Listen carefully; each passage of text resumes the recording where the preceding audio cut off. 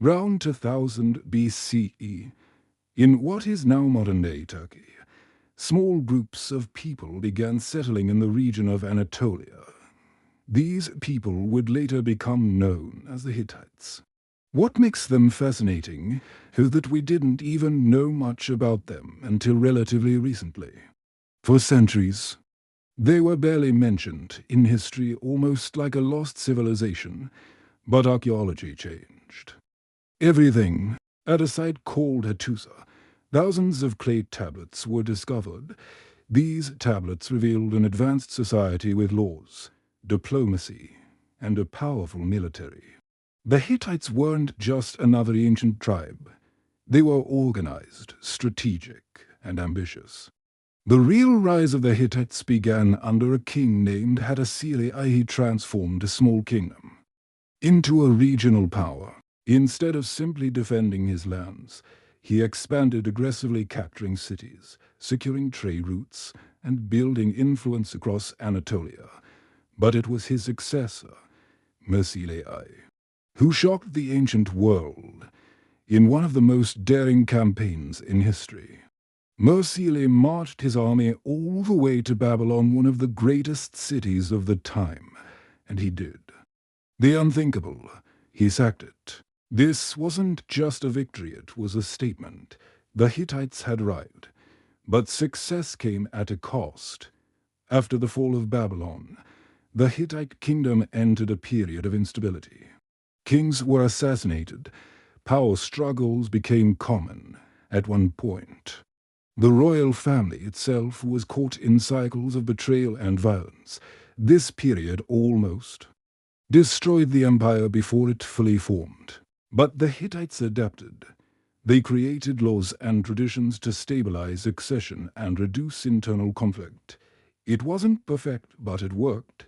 Centuries later, the Hittite Empire reached its golden age under rulers like Suppiluliuma. He was not just a warrior, he was a strategist. Suppiluliuma expanded the empire deep into Syria, defeating rival kingdoms and even challenging the mighty Egyptians. The Hittites now controlled key trade routes and major cities. They became one of the great powers of the ancient world. At this point, the world was dominated by a few superpowers: Egypt, the Hittite Empire, the Mitanni, and Assyria, and among them, the Hittites were rising fast. This leads us to one of the most famous conflicts in ancient history, the clash between the Hittites and Egypt. At the center of this conflict was Ramesses II, one of Egypt's most famous rulers. The two empires collided at the Battle of Kadesh around 1270 BCE. It was massive. Thousands of chariots, tens of thousands of soldiers. For the Hittites, this battle was led by King Muwatalli II. The result? Complicated.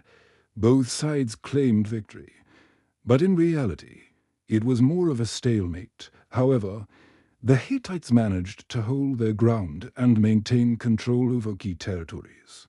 After years of tension, something incredible happened.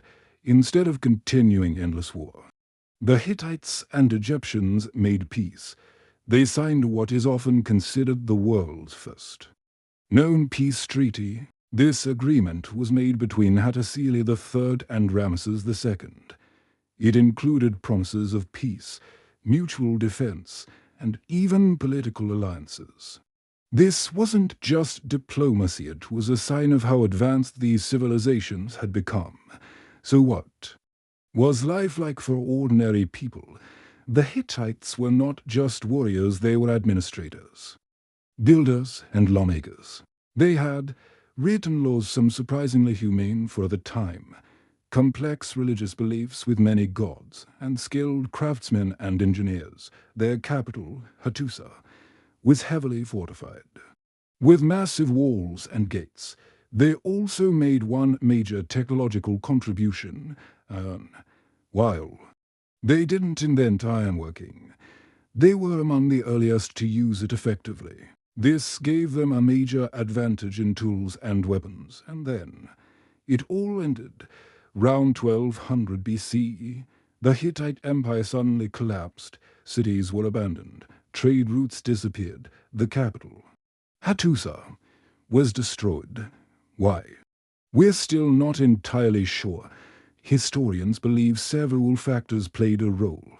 Invasions by mysterious groups known as the Sea Peoples, internal instability, economic decline, and climate changes and famine. It wasn't just the Hittites. This period saw the collapse of many great civilizations. It was the end of the Bronze Age. After their fall, the Hittites didn't completely disappear. Smaller Neo-Hittite states continued to exist for centuries, but the great empire was gone, and for a long time, the world forgot them. It wasn't until modern archaeology uncovered their cities and writings that their story came back to life. Today, we recognize the Hittites as one of the great powers of the ancient world. A civilization that challenged Egypt, mastered diplomacy, and helped shape early international law. The Hittite Empire reminds us of something important. History isn't just about the civilizations we remember. It's also about the ones we forgot. Empires can rise, dominate the world, and then vanish almost completely. But if we look closely, their stories are still there waiting to be rediscovered, and the Hittites are one of the greatest. Examples of that, a forgotten superpower that once stood at the center of the world.